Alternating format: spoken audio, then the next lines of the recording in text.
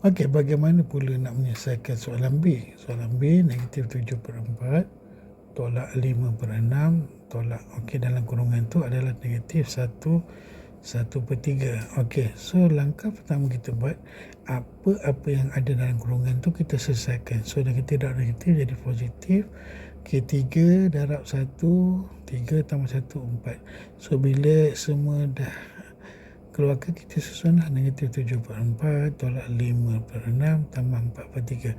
Isu dia sekarang ni, operasi tambah atau tolak lebih mudah kalau kita samakan kaki. So sekarang ni kalau kita tengok, yang boleh disamakan adalah 12. So yang 7/4 tu kita darab dengan 3, so dia akan jadi negatif 21/12.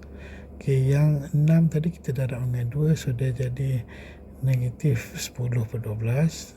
Okay, tambah dan akhir sekali 3 darab 4, 12, maka 4 darab 4, 16. Okay, sekarang ni bila dah setara, so operasi tu kita boleh buat terus.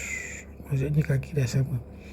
So negatif 31 tambah 16, so dia akan dapat negatif 15.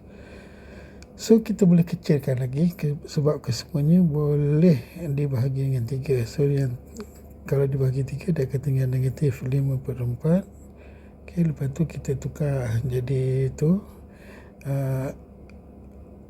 negatif 1/4.